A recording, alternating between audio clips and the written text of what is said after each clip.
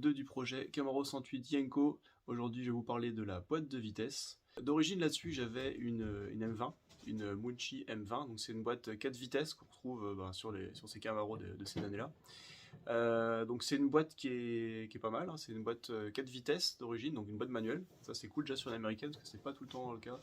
Souvent, on a des boîtes auto là-dessus.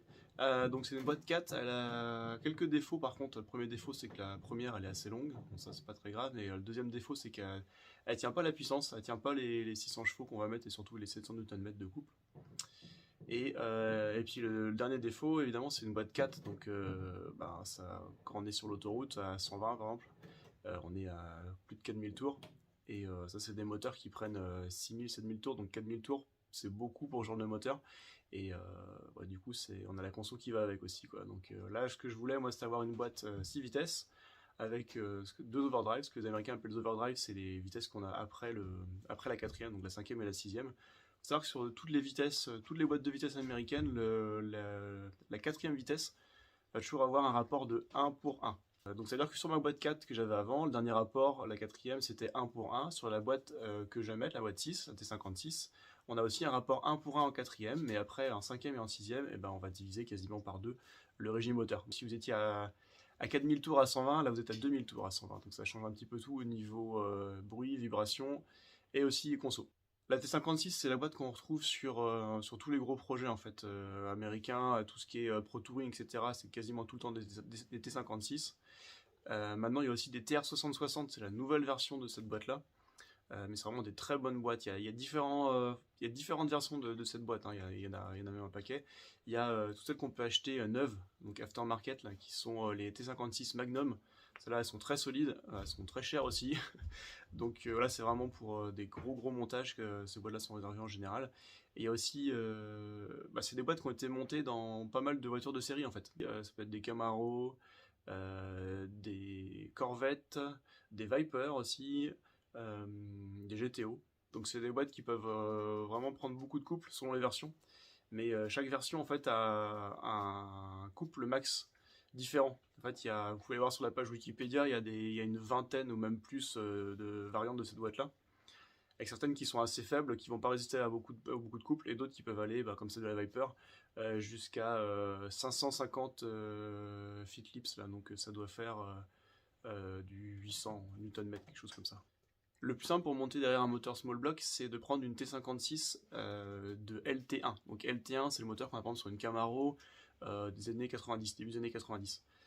Les LT1, en fait, faut savoir, c'est juste des moteurs small block à l'ancienne, comme depuis 1955, mais avec de la modernité au niveau de l'injection et ce genre de choses. Donc, du coup, la T56, si elle peut se monter sur un LT1, elle peut se monter aussi sur un small block.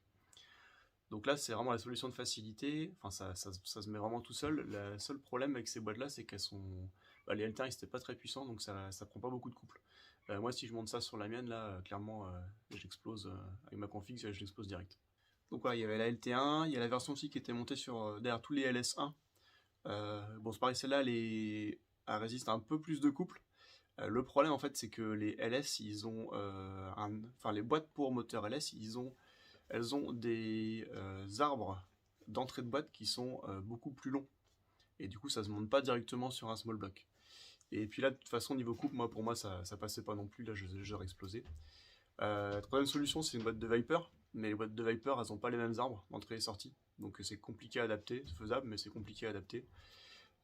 Quatrième solution, c'est une boîte, donc comme je disais, une boîte Magnum, donc neuve. Mais ça coûte une fortune, ça coûte 4-5 000 balles, quelque chose comme ça. Enfin, c'est un truc de fou. Dernière solution, celle que moi j'ai choisie, c'est une boîte qu'on appelle M12, donc T56 M12 qu'on avait derrière les Pontiac GTO, derrière les LS2. Et là, ce qu'il faut savoir avec ces boîtes-là, c'est qu'elles ont des internes de Viper. Du coup, normalement, elles sont assez solides et elles devraient pouvoir résister au couple que je vais lui soumettre. Moi, je suis donc parti sur la version M12, donc la version GTO. Alors, il y a quelques difficultés quand même pour la mettre dans la Camaro. Il y en a 5-6. Donc la première, déjà, c'est que c'est des boîtes qui sont faites pour des embrayages hydrauliques. Donc moi, je vais rester en embrayage mécanique. La deuxième, c'est que l'axe d'entrée est trop long. Comme je disais, les versions LS ont un axe d'entrée qui est plus long. La troisième, c'est que le compteur de vitesse est électrique là-dessus, alors que sur les vieilleries comme les miennes, là, on a des compteurs mécaniques. Quatrième, c'est que c'est pas la même traverse. pour soutenir la boîte, donc une travers spécifique. Et la cinquième, c'est le gros problème, c'est que ça passe pas dans les tunnels de transmission d'origine d'une Camaro. Voilà, donc pour tout ça, normalement j'ai des solutions. Pour la traverse, par exemple, j'ai acheté une traverse spécifique, ça se trouve pas trop, enfin c'est assez facile à trouver, donc ça va. Pour le tunnel, on va pas avoir trop le choix, il va falloir le découper et ressouder un nouveau tunnel. Pour le compteur, j'ai trouvé un petit boîtier qui permet de convertir ce qu'on a en entrée, le signal électrique qu'on a en entrée, en sortie mécanique pour brancher sur un compteur d'origine de Camaro, donc ça devrait être vraiment cool. Et pour ce qui est donc de l'axe trop long ainsi que de la butée d'embrayage hydraulique, là j'ai trouvé une plaque d'adaptation qui est vendue par MacLeod. Alors le secret pour mettre la T56 derrière le small block, et ben c'est cette plaque. Voilà, bien épaisse. Donc voilà, c'est vraiment donc cette plaque là qui va faire en sorte que ce soit possible. En fait, elle est en double perçage. Donc d'un côté, ce côté-ci, elle va pouvoir se mettre sur une T56, quoi. Donc elle a les bons trous. Et puis de l'autre côté, elle se met sur la cloche d'origine d'un small block. Et comme ça, derrière, on peut mettre la cloche sur le small block, logique. Donc ça, c'est le premier avantage. Et le deuxième, c'est ça aussi, c'est qu'en fait, on a alors je sais pas comment ça s'appelle ça, mais le truc pour mettre la butée d'embrayage. Parce que d'origine, comme sur une M20, on a les embrayages mécaniques là. Ça va permettre de réutiliser en fait tout le système d'embrayage, de commande d'embrayage de la Camaro 68. Donc là, ça veut dire qu'on reste en embrayage mécanique et on réutilise absolument tout. Donc ça va gagner un petit peu d'argent. Bon, j'avais préparé un clip pendant que j'étais en train de monter cette pièce là, le bushing de sortie qui est entre le moteur et la boîte. Bon, j'ai complètement craqué mon explication, donc je vous la refais en voix off. Donc en gros, à droite on a on a le bushing d'origine et à gauche on a ce qu'on appelle l'extended bushing. Donc pourquoi j'ai besoin de cette pièce? C'est parce que la longueur totale, moi, avec ma plaque d'adaptation plus la cloche d'origine est beaucoup plus importante qu'une cloche de LS. Donc du coup, en fait, mon axe de boîte de vitesse, donc mon axe d'entrée de boîte, il serait pas supporté par le bushing si je laissais le bushing d'origine.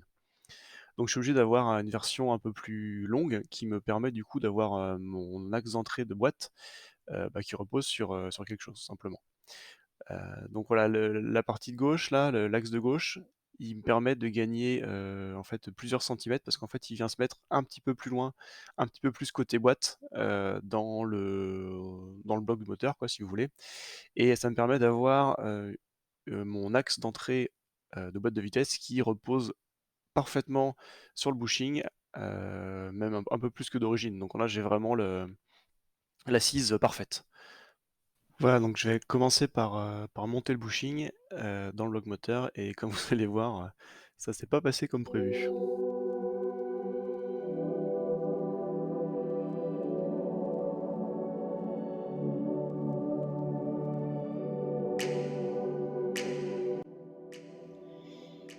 Bon, je vais pouvoir vous montrer comment on enlève le bushing là, parce que je l'ai monté à l'envers.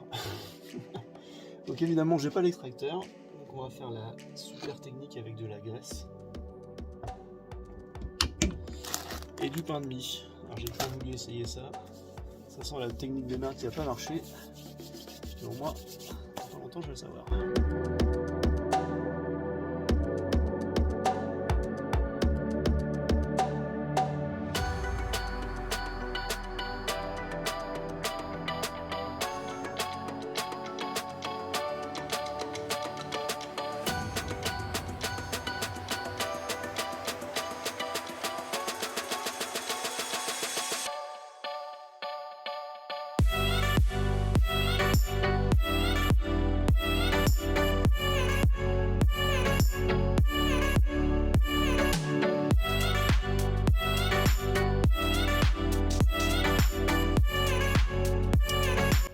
Eh bien, incroyable la technique du pain de mie, ça marche vachement bien.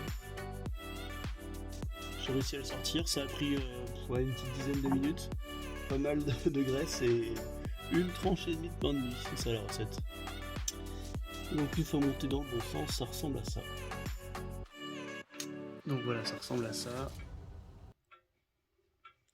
Bah, pour que vous compreniez bien, donc c'est la pièce vraiment qui est juste ici que j'ai rajouté et qui permet du coup l'espèce de bague ou de roulement, je sais pas comment ça s'appelle là, de venir à fleur ici. En fait, avant elle était complètement enfoncée dedans parce que normalement ici il y a rien.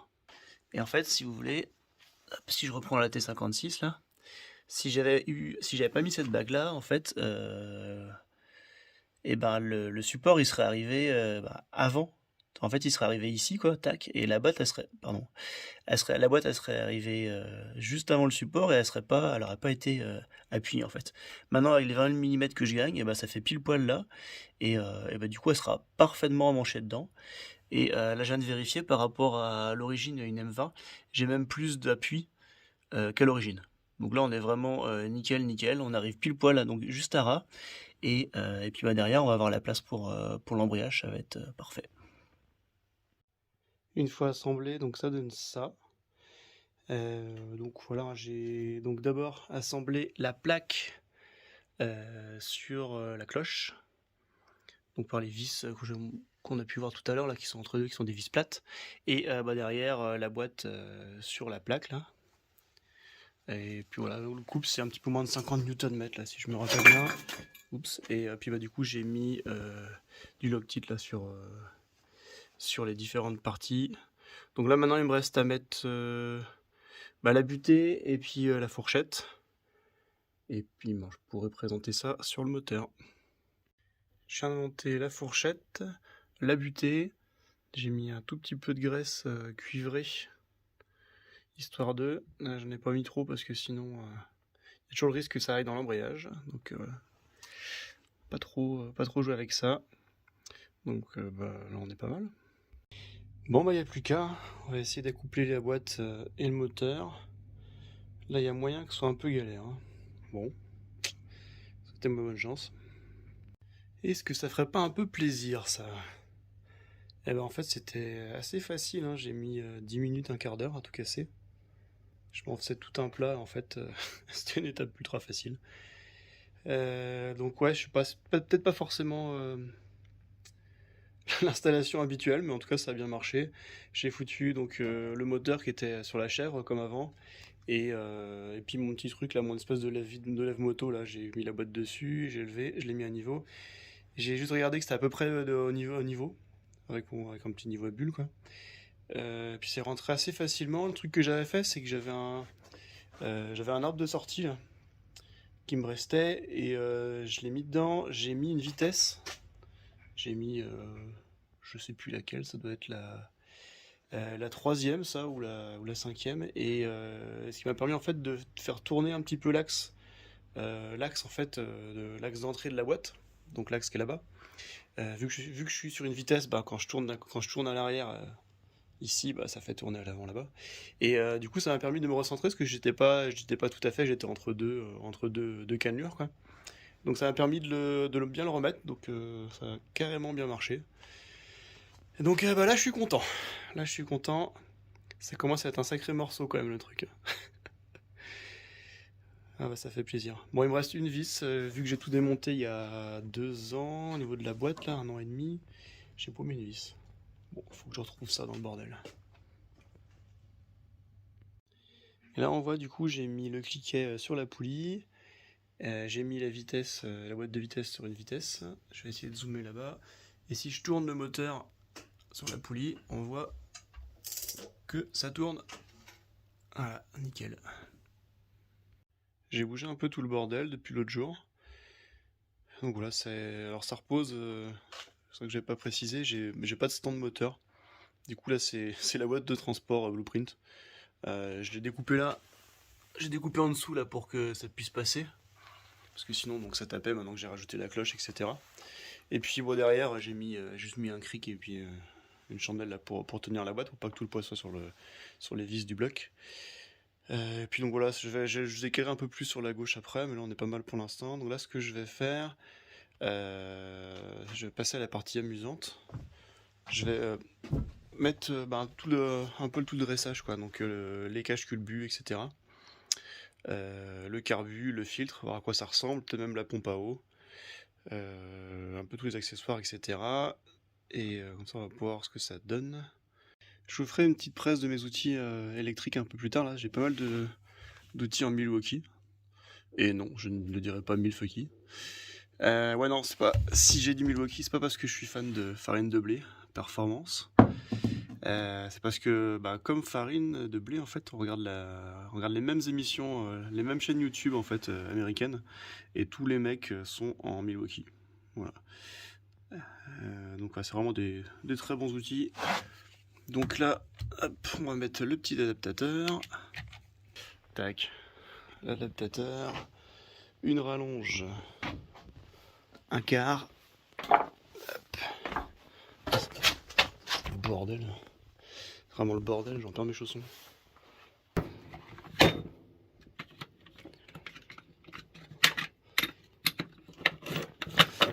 La petite rallonge Facom.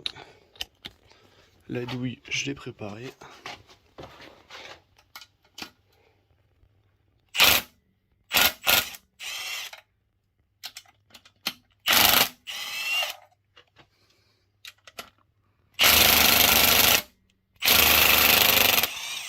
Alors je suis en mode 1, c'est pas que c'est serré, truc de fou, c'est juste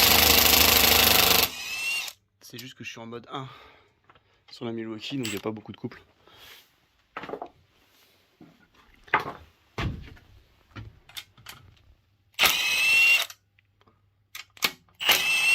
Ce côté-là, je l'avais déjà démonté.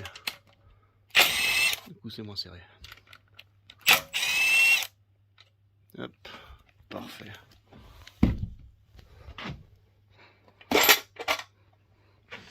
Un cache-culbut.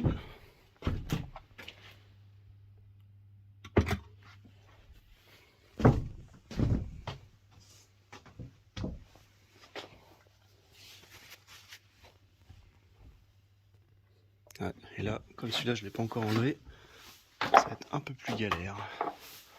Vraiment, il va falloir que je me fasse une meilleure organisation, parce que là, c'est vraiment la galère. Ouais, ils sont un peu collés.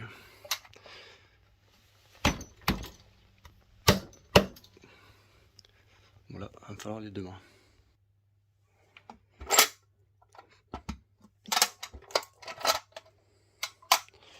Et de deux. Elle a une couleur super bizarre, leur huile.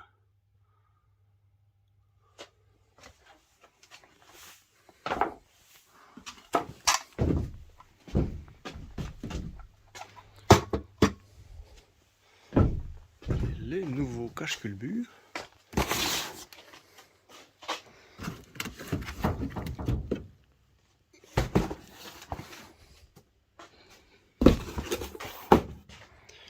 Tadam.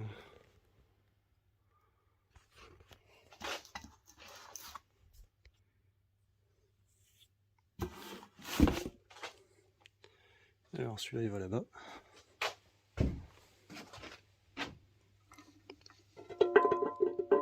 Manque les joints, hein, je suis au courant.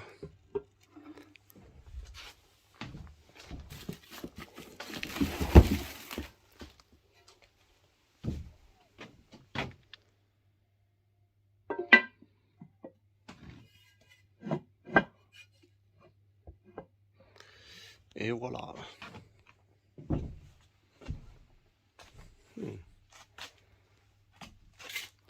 Tout de suite, c'est un peu plus de gueule. On va enlever la chèvre aussi.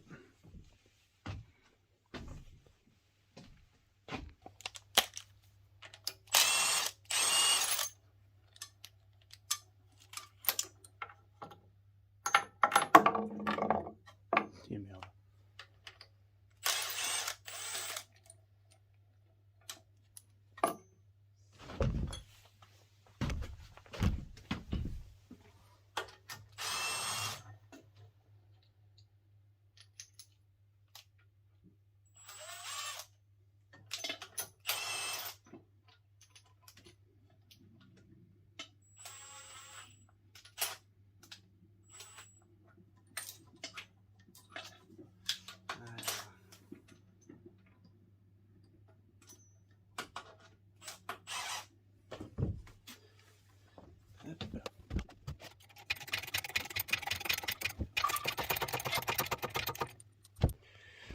Ok, et dans le tas de bordel, je dois aussi avoir les breezers là. Breezer. Quel accent. Je sais pas comment ça se dit. Comment ça s'appelle en français. Ces machins là quoi. Bon là par contre il y a une blague. Moi j'ai acheté... à la base je voulais pas mettre de PCV valve là, pour la première version. Puis je voulais m'occuper de ça un peu plus tard. Je dégage. Le problème est que, donc là pas de souci. Et ce côté là, c'est un gros mètre là, je sais pas comment on dit non plus en français, pour PCV valve. Donc bon bah pour la première version, je vais juste recommander une petite gourmette de la bonne taille, donc cette taille-là. Et puis après, je me ferai mon système PCV vraiment nickel quoi, parce que bon, pour commencer, ça sert pas à grand chose d'avoir le PCV. Putain, c'est dur ce truc. Allez. Oh putain, quelle galère. Ah bah avec ça. Voilà, pardon. Voilà. Tout de suite, ça change tout là. Ouais, je crois que là, on a bien compris que c'était du Chevrolet.